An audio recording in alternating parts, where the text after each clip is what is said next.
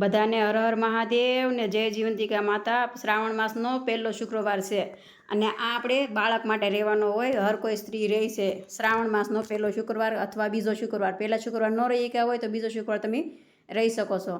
તો આપણે છે ને આરતી કરી લઈએ છીએ અને પછી છે ને આપણે વાર્તા વાંચવાની છે. તો વાર્તા પણ શરૂ થઈ ગઈ છે અને આપણે સાંભળવા બેસી જશે અને મારા પતિદેવે વાંચી દીધી છે વાર્તા. તો આપણે પછી પૂરી થઈ જશે વાર્તા અને આપણે છેલ્લે દીવાબત્તી કરી લઈએ અને આપણા ઘરમાં જે કાંઈ ફળ ફ્રૂટ હોય ને એ આપણે માતાજીને ધરી શકીએ સવારમાં. અને પછી આપણે મહાદેવને પણ પાણી ચડાવી આવીએ, કેમ કે આપણે શ્રાવણ માસનો પહેલો શુક્રવાર છે તો ત્યાં આપણે આ પૂંજા થઈ ગઈ એટલે અહીંયા પણ પગે લાગી લઈએ આપણે. અને હવે આપણે બધું કામ પતાવ્યું તો હાંસ પડી ગઈ એટલે આપણે કરી નાખો છે દીવો. જાગરણ હોય ને એટલા અને આપણે શીરાનો પ્રસાદ ધરી દીધો છે કે જીવંતિકા માતાને. સુખડી નથી બનાવી, શીરો બનાવ્યો છે ઘઉંના લોટનો.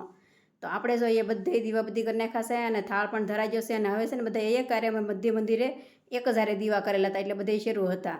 અને સવારમાં જરીક વહેલા કરી નાખેલા, બે મંદિરે બંધ થઈ ગયા હતા. અને હવે આપણે કરી લઈએ છીએ પેટ પૂજા. સવારની ભૂખી હતી ને એટલે 4 ટકનો નાસ્તો 1 ટકમાં પૂરો કરવાનો છે. એટલે મેં એકલી મારે જમવાનું છે પણ મેં છે ને 5 ભાખરી બનાવી છે અને મરચું ગરમ કર્યું છે, શીરો છે અને મોટો કળશો ભરીને હું બેસી જઈશું કે હાલો પગે પણ લાગી લીધા છે. અને હવે હું પેટ પૂજા કરી અને મારું કામ બધું પતાવીને કરી બેસી જઈશું જાગરણ કરવા.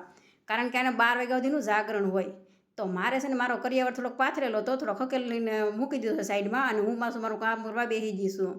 કારણ કે આપણે જાગરણ છે ને પછી અમારે મહિલા મંડળ છે ને બધું જ અહીંયા બેઠું હતું, એને બધાને જાગરણ હતું. એમાં 4ને જાગરણ હતું. થેન્ક યુ કે કારણ કે આપણને જાગરણ કરાવવા આવેલા હતા. એ અમારે શ્રાવણ માસનો છે ને 4ને શુક્રવાર હતો એટલે અમે બધા અહીંયા જાગરણ કરવા બેઠેલા હતા. બેઠા બેઠા એમ કે ટાઈમ વ્યવસાય ને બધાને હર હર મહાદેવ ને જય જીવંતિકા માતાના. મતલબ 4ને શુક્રવાર હતો, શ્રાવણ માસનો પહેલો શુક્રવાર હતો. તો બોલો જય જીવંતિકા માતા.